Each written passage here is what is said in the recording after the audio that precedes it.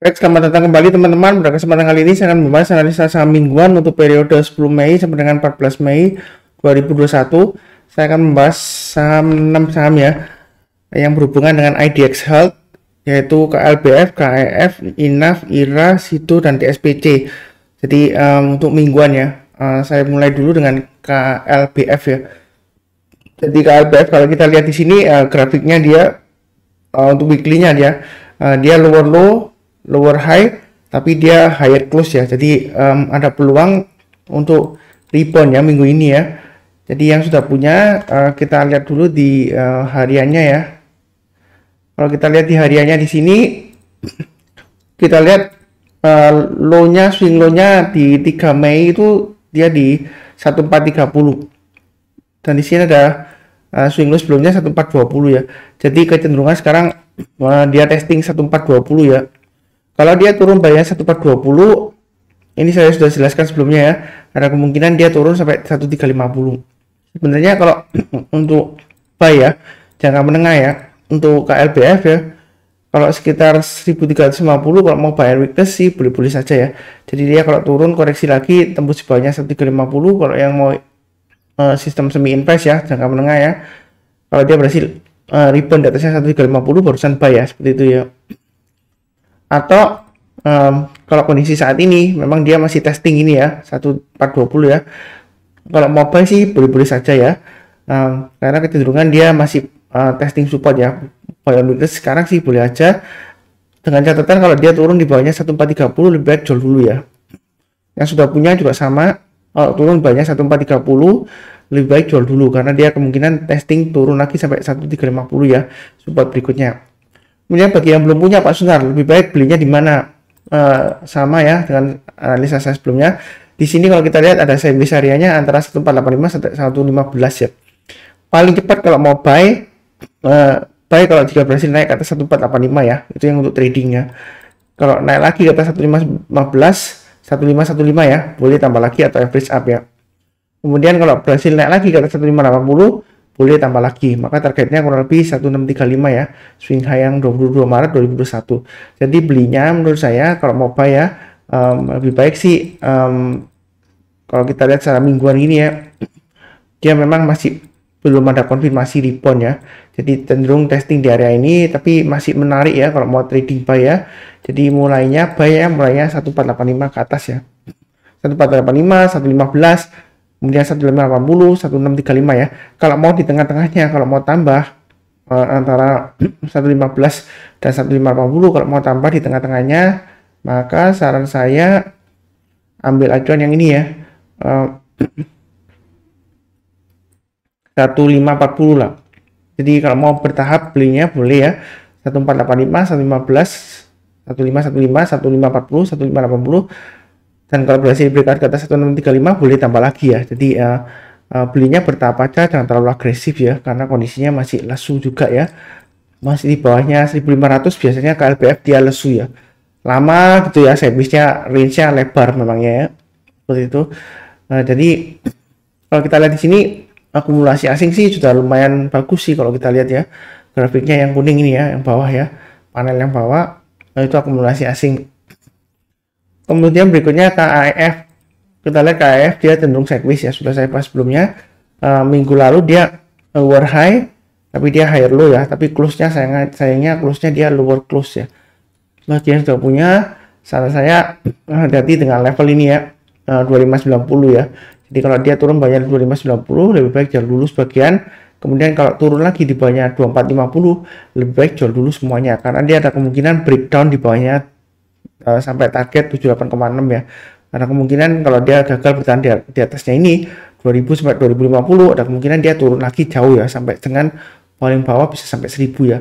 Jadi pasang aja trading stopnya dan stop lossnya, memang cenderung sideways ya, sidewaysnya sekitar area ini ya.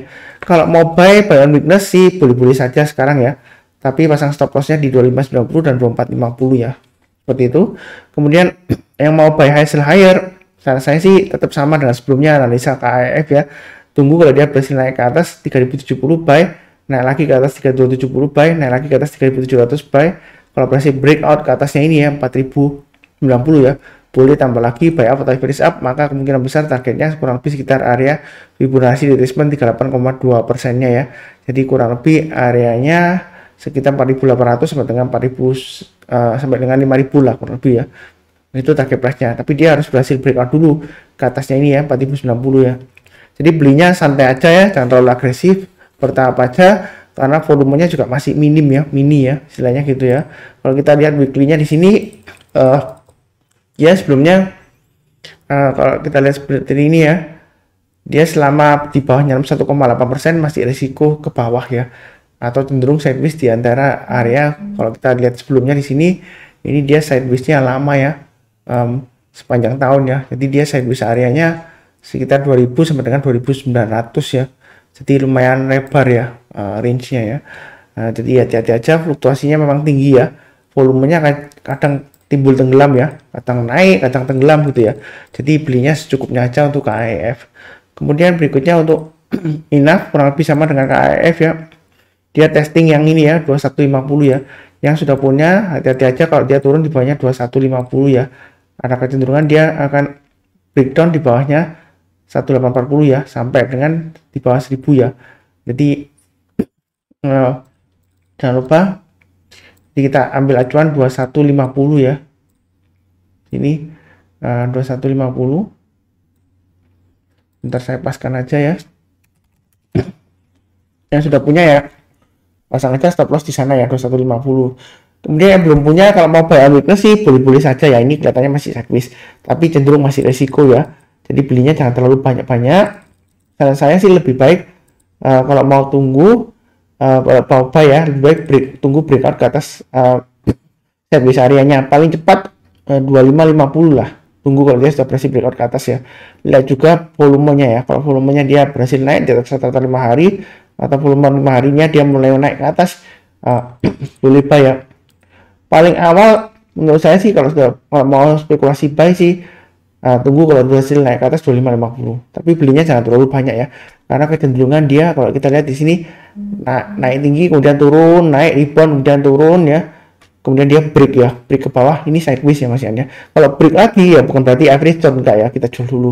Jadi kalau mau amannya mau bayar weekly skala sih boleh saja, tapi dengan catatan turun bawah 2150 jual dulu, atau lebih baik tunggu kalau naik ke atas 2550 buy ya, itu paling cepat ya. Jadi buy-nya bertahap aja, naik lagi ke atas 2750, tambah lagi naik lagi ke atasnya ini kurang lebih Fibonacci retracement 61,8% ya, itu di 3000 ya. Jadi kalau dia sudah berhasil naik lagi ke atas 3000, kecenderungan sih dia cenderung aman ya, sampai target price terdekat kurang lebih di sekitar area Fibonacci retracement 50% nya ya, kurang lebih sekitar 3770. Kalau dia berhasil naik lagi ke atasnya ini, high-nya yang tanggal 26 Januari ya, 3870, boleh tambah lagi. Maka kemungkinan besar dia mencapai target sampai dengan kurang lebih area sekitar 4650 ya, itu untuk INAF. Kemudian untuk IRA, kita lihat di sini weekly-nya dia lower high, lower low, dan lower close ya. Masih testing area 1585 ya.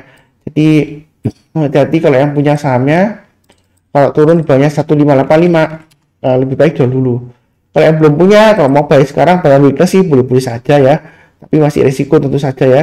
Jadi minim tunggulah kalau dia berhasil naik ke atasnya ini ya, swing high-nya yang ini 1780 ya, atau yang seperti saya sebutkan sebelumnya, kalau sudah berhasil naik ke atas 1900 buy. Jadi paling awal ya kalau sudah berhasil naik ke atas 1780 ya, itu yang suka buy high sell higher. Jadi naik 1780 ke atas buy, naik lagi ke atas 1900 buy, naik ke atas 2070 buy, seperti itu ya. Naik lagi ke atas 2250 boleh tambah lagi. Target berikutnya ya kurang lebih di Fibonacci retracement 50%, dan ini high-nya ya, sideways area sebelumnya di 2670 ya. Ini sebelumnya dia sebelum turun kan dia sideways. Nah ini target berikutnya resistennya 2670. Kalau naik lagi ada kemungkinan dia breakout ke atas 38,2% ya. Target price-nya kurang lebih sekitar 2900 sampai dengan 2960. Jadi belinya untuk IRA sih menurut saya sih bertahap aja. Weekly-nya kecenderungan masih sideways ya. Testing area kurang lebih ini ya, 1585. Seperti itu ya. Kalau dia breakdown di 1585, saran saya sih jual dulu ya, karena kemungkinan bisa turun di bawahnya 1300 ya, sampai dengan mungkin sekitar area bisa sampai 500-an ya, kalau di bawah 1000 ya, seperti itu. Jadi masih resiko ya, jangan buru-buru untuk buy atau buyback ya. Kemudian situ ya, situ saya sudah sebutkan sebelumnya. Kalau mingguannya kita lihat di sini dia cenderungan sideways ya, sidewaysnya lama ya, sudah saya sebutkan ya, 765 sampai 820 ya.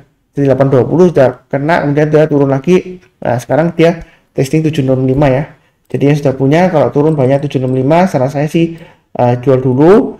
Kalau turun banyak 755, jual dulu semuanya ya. Jadi dua level ya untuk stop lossnya yang sudah punya.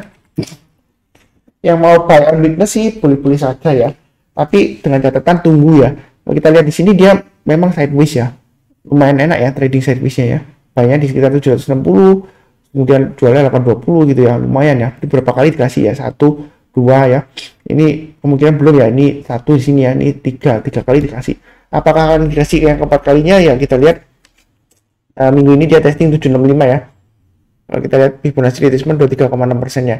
Jadi yang sudah punya pasang aja trading stopnya di 770, 765 dan 755 ya. Kalau belum punya, saran saya sih lebih baik kalau mau buy weakness tunggunya sekitar 755 sampai 765. Jadi kalau dia turun kemudian dia rebound ke atas ya. Jadi rebound ke atas 765 barusan buy ya. Bukan berarti langsung turun langsung buy, enggak. Itu namanya tangkap pisau jatuh ya. Karena risiko ke bawah. Kalau risiko sideways-nya ya kurang lebih supportnya 755 765 ya, seperti itu ya.